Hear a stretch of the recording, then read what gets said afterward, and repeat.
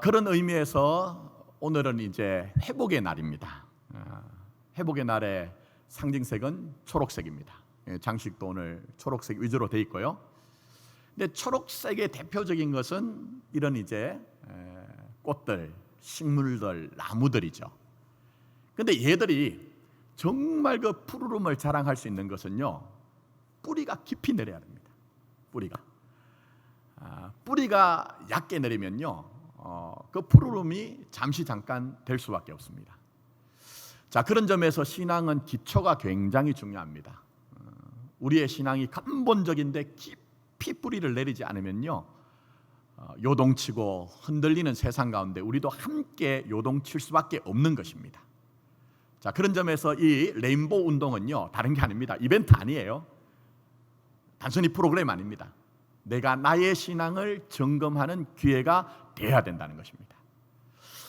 자, 첫날은 열정의 날이었습니다. 열정 뭡니까? 내가 주님을 향해 드려지는 열정보다 앞서는 것이 누구의 열정이죠? 하나님의 나를 향한 열심, 그거였어요. 그게 무지개로 보여지잖아요. 마치 방주가 노아가 겪어야 되는 모든 진노와 심판을 다 대신 겪으신 것처럼 무지개, 퀘셰트라고 얘기했죠. 그게 뭡니까? 활. 마치 무지개가 활 시위가 하늘을 향해 당겨진 것처럼 우리가 겪어야 되는 모든 진노와 심판을 하나님이 안으신다는 거예요. 그게 바로 십자가 사건이잖아요. 그래서 기독교 신앙은 십자가밖에 자랑할 게 없는 거예요. 그리고 그 십자가의 사랑 가운데 보여지는 하나님의 사랑에 대한 응답과 반응이 예배인 거예요. 자, 그 다음에 둘째 날은 충만이었습니다. 양다운 목사께서 안수를 받고 저희 공동체 최초로 설교하신 부분, 충만이 뭔가? 빌립보서 4장 6절부터 7절까지 아무것도 뭘 하지 말라? 염려하지 말고 오직 모든 일에 기도와 간구로 너희 구할 것을 감사함으로 하나님께 아뢰라. 그리하면 모든 지각에 뛰어난 하나님의 평강이 그리스도 예수 안에서 너희 마음과 생각을 지키시리라. 이렇게 했어요. 여러분, 이 빌립보서는요, 빌립보서 1장 17절 보면 사도 바울이 나의 매임이라고 얘기합니다. 이건 상징적인 얘기 아닙니다. 실제적으로 사도 바울이 감옥 안에 있는 거예요. 근데 이상하죠?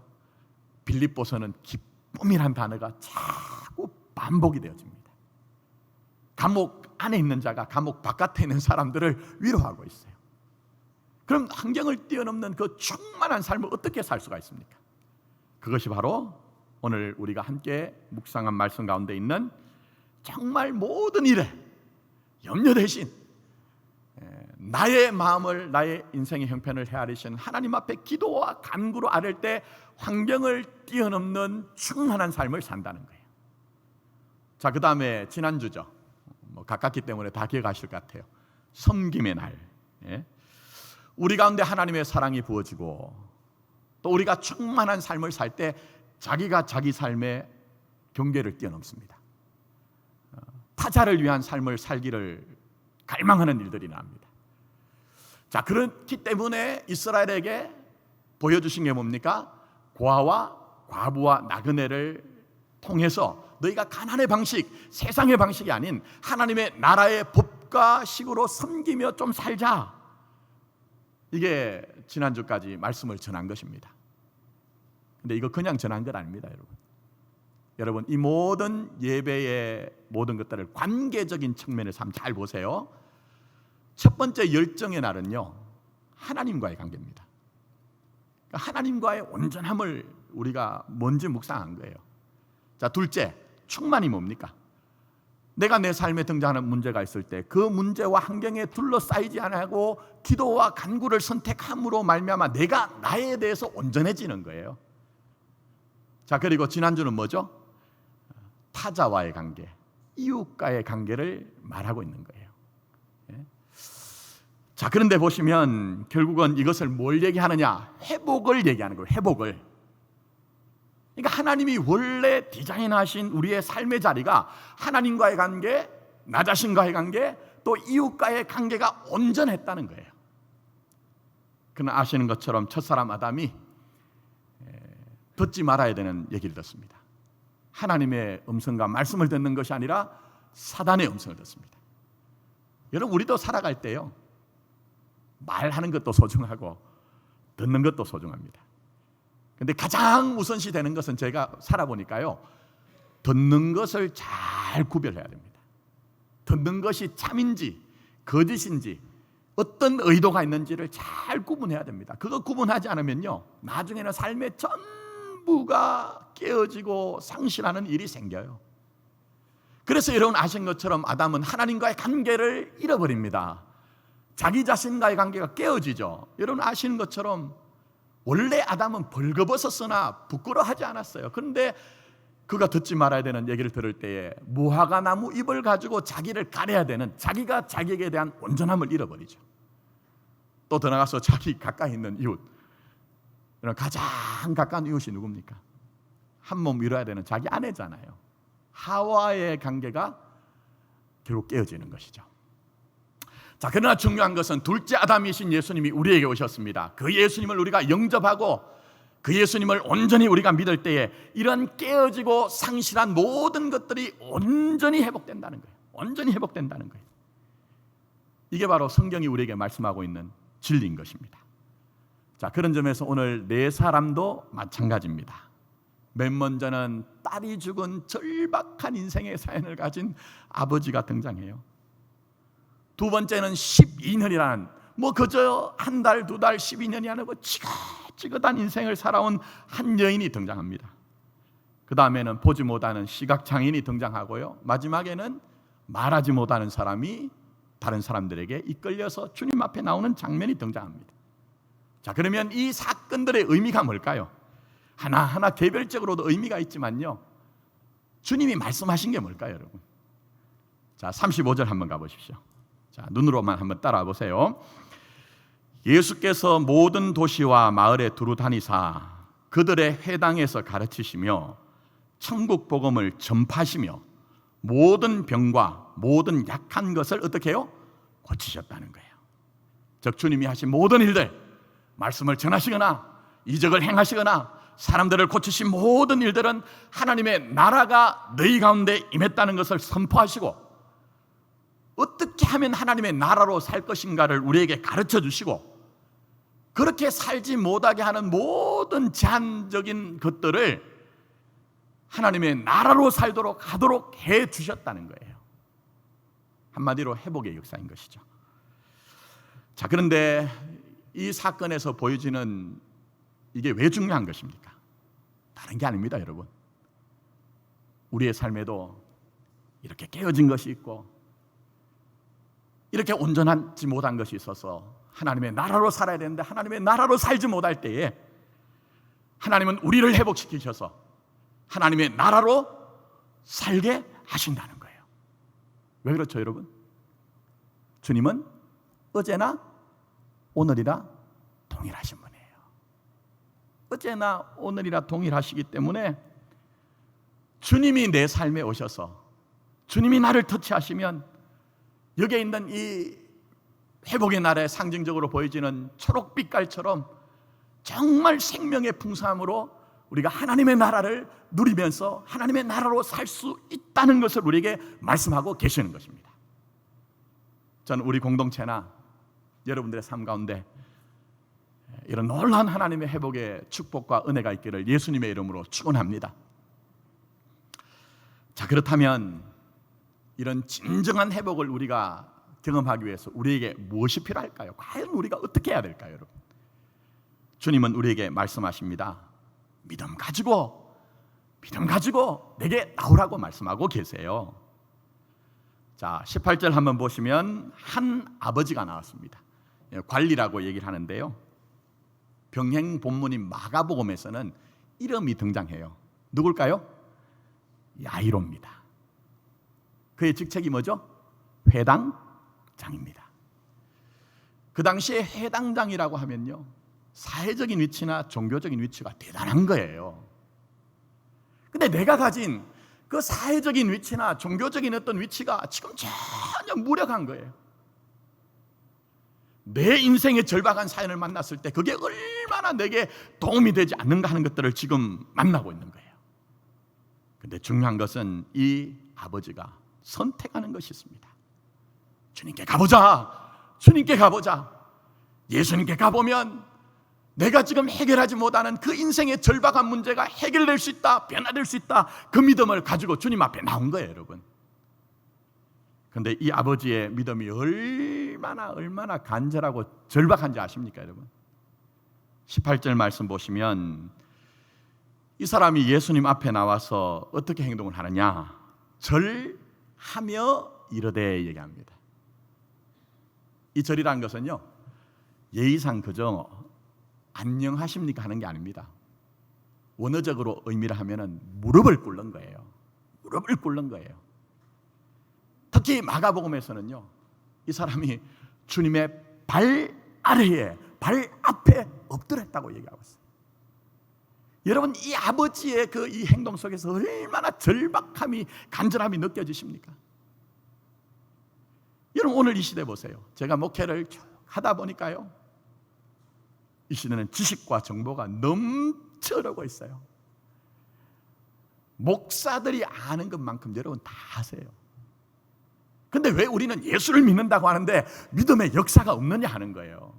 왜 우리는 이런 삶의 모습으로 살아가고 있느냐 하는 거예요. 그게 중요한 것이 바로 주님을 향한 그 절박함과 간절함이 우리에게 너무 없어졌기 때문이 아니냐 하는 것입니다. 우리 주님 말씀하십니다. 잠언 8장 17절에 나를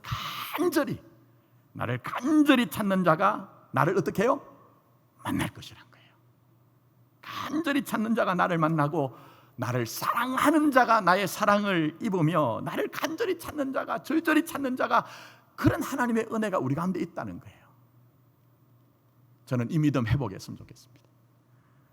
주님을 향한, 주님을 구하는 정말 이 간절함과 절박함을 회복했으면 좋겠어요.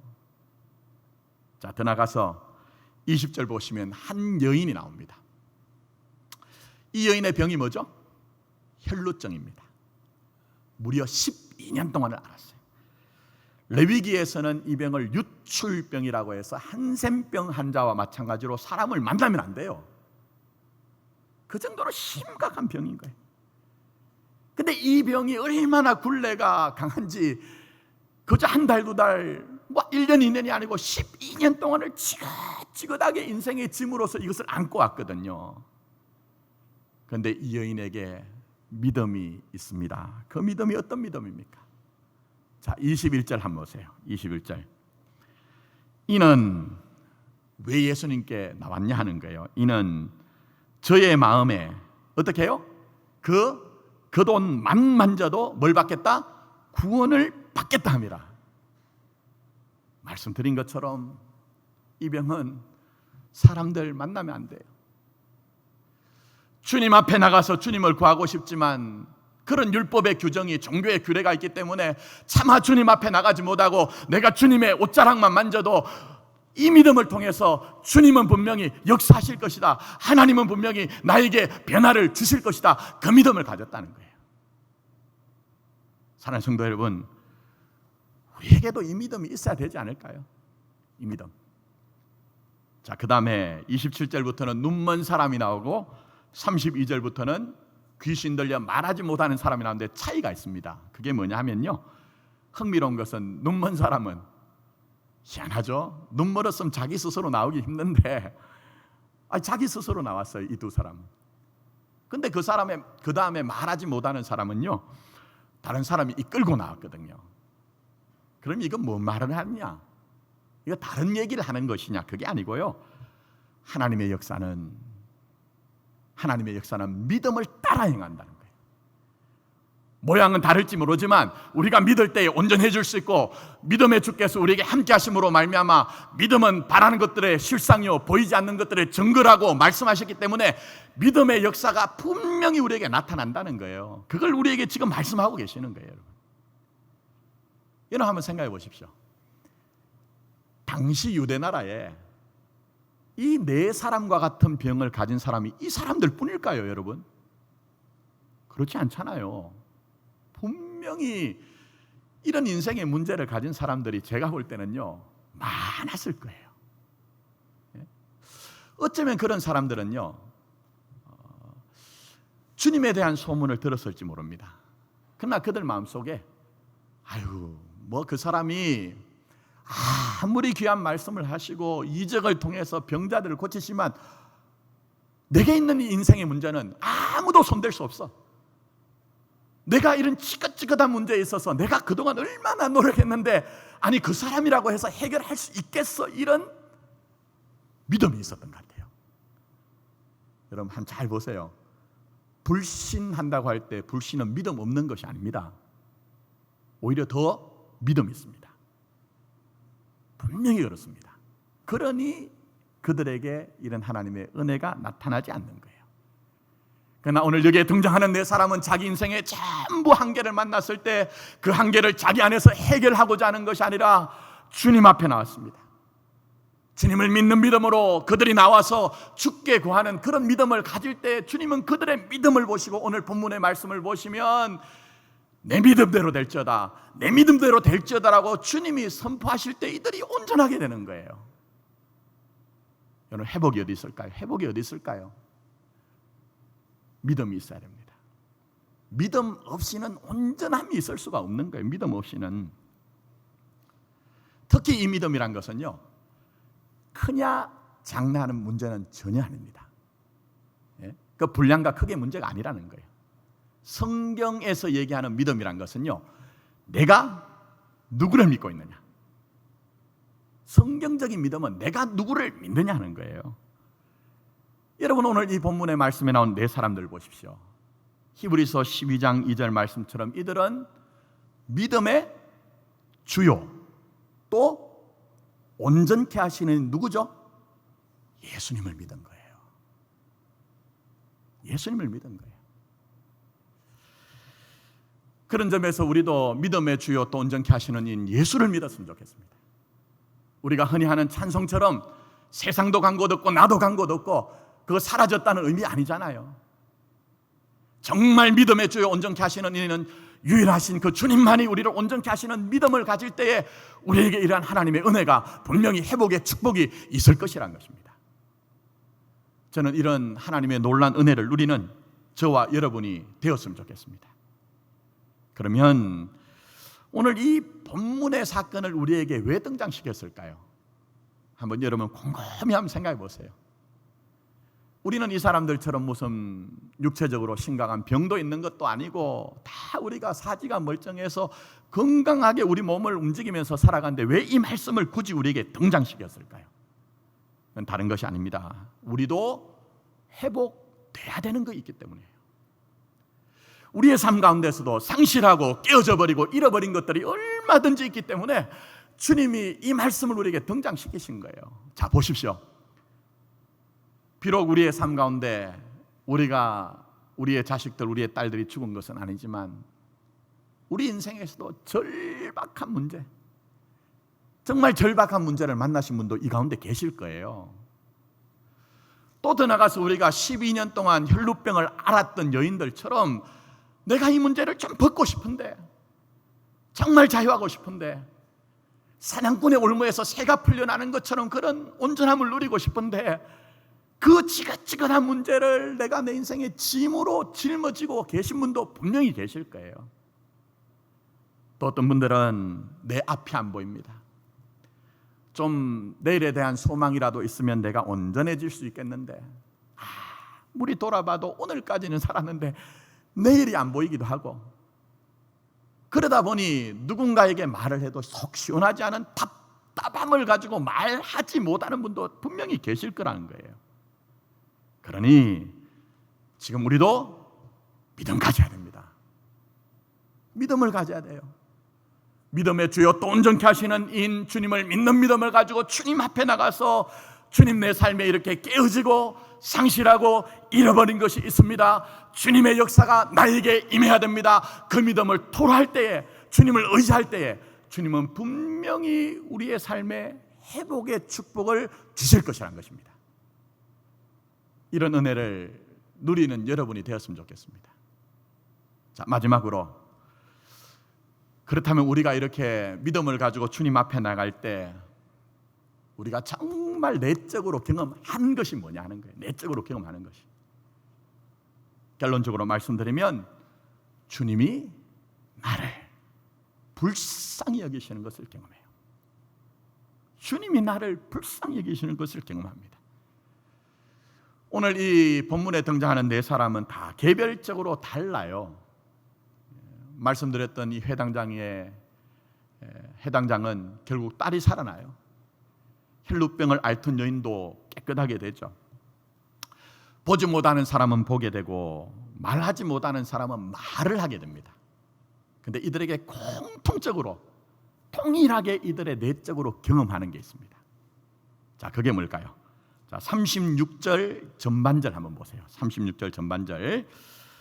자, 무리를 보시고 이 무리 속에 이 네 사람이 들어갑니다. 근데 이 무리를 보시고 주님이 어떻게 여기시죠? 불쌍히 여기신 거예요. 불쌍히 여기신 거예요. 세상도 나에게 관심 주지 않고 나를 위로하지 않고 나를 불쌍히 여기지 않을 때 주님만이 내게 오셔서 그 주님이 나를 불쌍히 여기시는 그 놀라운 내적인 경험을 하는 거예요.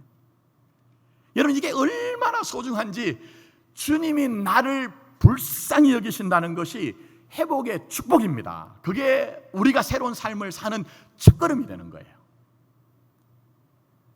제가 과거에 다윗을 주제로 수련회를 인도했습니다. 섬기는 교회에서요. 다윗의 일생을 강해를 하면서 저녁 집회를 하는데 한 자매가, 젊은 자매가 어깨를 막 들썩들썩하면서 막 우는 거예요. 막 울어요. 저는 이제 말씀을 전하면, 집회를 하면 꼭 기도를 합니다. 요즘 희한한 것이 부흥회를 해도 말씀을 전하고 기도가 사라져 버렸어요. 그래 하면 안 되거든요. 그래 말씀을 전하고 난 후에 기도회를 인도하는데도 가만히 보니까 왜 저럴까 가만히 관심이 있으니까요. 보니까 그때도 계속 눈물 쫄쫄 흘리는 거예요. 그래서 제가 끝나고 불렀습니다. 물론 알고 있지만 왜 그러냐 물어봤더니요, 이런 사연이 있습니다. 이 자매가 홀 어머니와 살았어요. 홀 어머니야. 아주 어릴 때 아버지가 별세를 하셔서 아버지 얼굴은 보지도 못했습니다. 아버지가 별세할 쯤에, 심각한 병으로 별세할 쯤에 사실은 어머니가 이 자매를 임신했거든요. 그러니 여러분, 요즘도 그렇지만 모녀가 함께 산다는 것이 세상살이가 얼마나 팍팍합니까? 그 어머니가 힘들 때마다요 한숨 짓고 탄식을 하는 거예요. 아버지, 이미 생존해 계시지 않는 아버지를 향해, 아이고 여보, 아니 가려고 하면은 왜 혼자 갔냐고, 같이 좀 데려가지, 같이 좀 데려가지, 이런 한숨과 탄식을 듣고 자란 거예요. 그리고 더 심각한 것은요, 명절이나 가끔 가족들, 친지들 만나면요 뒤에서 수근수근 하는 소리가 이 자매에게 들린 거예요. 그게 뭐냐면, 참 이상하죠. 옛날에는 그랬어요. 무슨 일이 있으면 그거 핑계거리 찾거든요. 그래서 이 자매를 향해 제가 그냥 좀 센 말이지만 그대로 전하도록 하겠습니다. 지 애비를 잡아먹은 년, 작은 소리로요. 지 애비를 잡아먹은 년, 이런 얘기를 들은 거예요. 그러니 얼마나 주눅이 들겠습니까? 얼마나 자기 인생이 서글프겠습니까, 여러분? 늘 고독하고 외롭고 이런 거예요. 그러다가 중학교 때 친구가, 교회를 다니는 친구가 이 자매를 전도를 했어요. 근데 교회를 와보니까 다른 거예요. 열심히 신앙생활 하다가 장성해서, 오빠 중에 제일 좋은 오빠가 누구죠? 오빠 중에 제일 좋은 오빠? 교회 오빠입니다. 성실한 믿음 가진 교회 오빠를 만나서 가정을 이뤘어요. 그래서 이제는 행복해진 거예요. 그런데도 자기 내적으로는요 그렇게 서글프고 혼자 있으면 외롭고 고독한 거예요. 그러던 중에 수련을 가지고 집회를 하는데, 제가 전했던 말씀이 사울 이후에 사무엘을 통해 하나님이 왕을 간택할 때 아버지가 다윗은 양을 치도록 했습니다. 들판에 있었거든요. 형들이 왔거든요. 그래 배제가 됐어요. 그래서 시편 27편 10절 말씀에 다윗이 나중에 위기를 경험했을 때 이런 노래를 합니다. 이런 시를 지어요. 내 부모는 나를 버렸으나, 내 부모는 나를 버렸으나 여호와는 나를 영접하시니리, 이렇게 얘기합니다. 무슨 얘기입니까, 여러분? 제가 이 말씀을 전하면서 어쩌면 아버지 이새와 아들 다윗과의 관계가 어릴 때, 아주 어릴 때부터 아버지의 친밀함을 경험하지 못했을 가능성이 있다. 그래서 지금 인생의 위기를 당했을 때 그 과거의 상처가 현재화되어서 내 부모는, 내 아버지는 나를 버렸으나 그게 지금 자기를 힘들게 하는 것이다. 그런 말씀을 전할 때 이 자매가 그 안에서 자기를 본 거예요. 자기를 본 거예요. 너무 서글프고 너무 고독하고 너무 외롭던 어머니의 탄식과 한숨 속에 있는 자기 인생. 친척들이 오면 격려하고 위로하는 것이 아니라 이상한 말하는 그게 자기 보여지니까 그 집회하는 동안 계속 눈물을 흘린 거예요. 근데 소중한 건 이겁니다. 하나님만이 나를 영접하시리니, 하나님만이 나를 영접하시리니. 이런 다윗을 아는 것처럼 얼마나 많은 어려움이 있었습니까? 천만인이 둘러 진치는 그런 인생의 광야가 있었거든요. 사울에게 쫓기고 심지어 아들이 칼 들고 와가지고 모반을 꾀할 때 모두 다 자기를 떠나버린 그런 경험을 합니다. 그러나 그 순간에도 다윗은 나를 사랑하신 하나님을 바라본 거예요. 믿은 거예요. 그리고 그를 만난 거예요. 내 부모는 나를 버렸으나 여호와 하나님만이 나를 영접하시리니, 이 순간에도 나와 함께 하시며 내 인생을 업고 지나가신 하나님을 고백했던 거예요.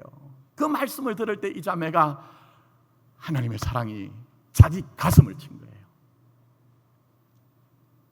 어머니의 한숨과 탄식, 사람들의 그 비아냥거리는 그런 소리, 자기 스스로 견딜 수 없었는데 다윗처럼 하나님이 나를 영접해 오셨구나, 하나님이 한순간도 나를 버리지 않고 나를 이곳까지 이끌어 주셨구나 하는 것들이 느껴졌다는 거예요. 그리고 마지막 설교가 바로 내 부모는 나를 버렸으나 하나님이 여호와가 나를 영접하시리는 바로 십자가의 사랑이라고 전했는데, 버림당한 십자가에서 이 자매가 그 아버지 하나님의 사랑을 느낀 거예요. 내 부모는 나를 버렸으나 여호와가 나를 영접하시리니. 그래서 결론이 그거예요. 목사님, 저 이제 새롭게 시작할 수 있을 것 같아요. 정말 제가 이제는 달라질 것 같아요. 아버지 하나님이 나를 얼마나 사랑하시는지, 아버지 하나님이 얼마나 나를 긍휼히 여기고 불쌍히 여기시는 줄 제가 깨닫게 되었습니다. 이런 이제 얘기를 하는 거예요.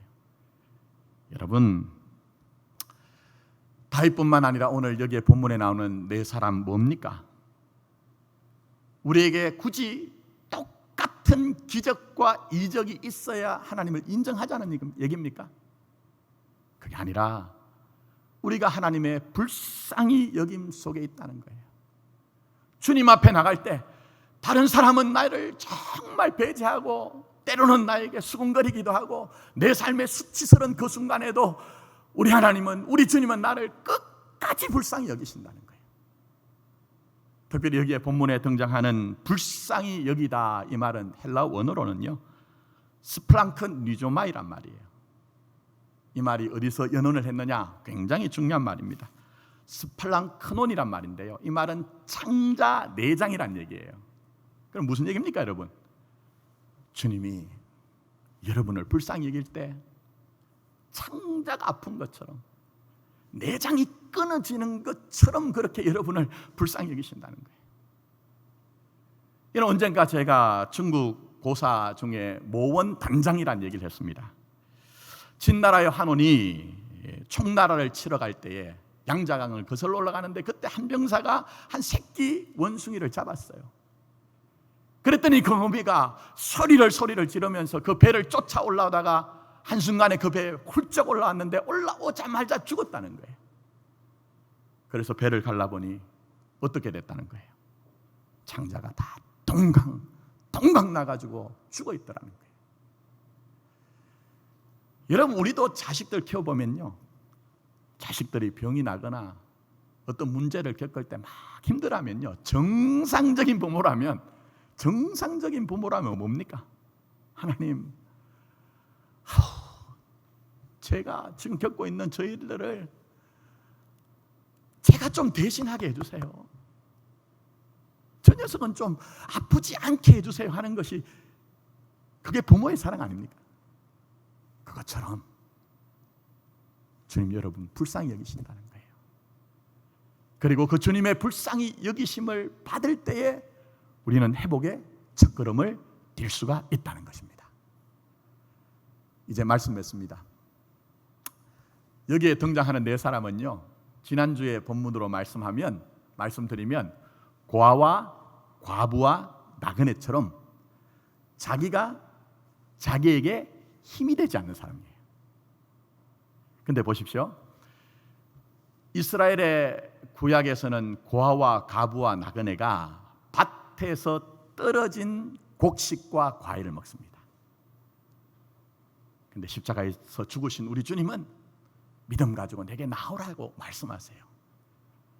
그럴 때 생명의 떡이신 우리 주님, 생명의 음료이신 우리 주님이 내가 너에게 내 모든 것들을 다 주겠다고 말씀하고 계세요. 네 인생이 내 안에 있다고 우리 주님 우리에게 말씀하고 있습니다. 그러니 믿음 가지고 주님 앞에 나가십시오. 주님을 구하십시오. 그럴 때 우리의 삶은 회복의 은혜와 축복을 반드시 누리실 수가 있을 것입니다. 이런 은혜가 우리 공동체와 믿음 가지고 예배드리시는 저와 여러분들에게 있기를 예수님의 이름으로 축원합니다. 기도드리도록 하겠습니다.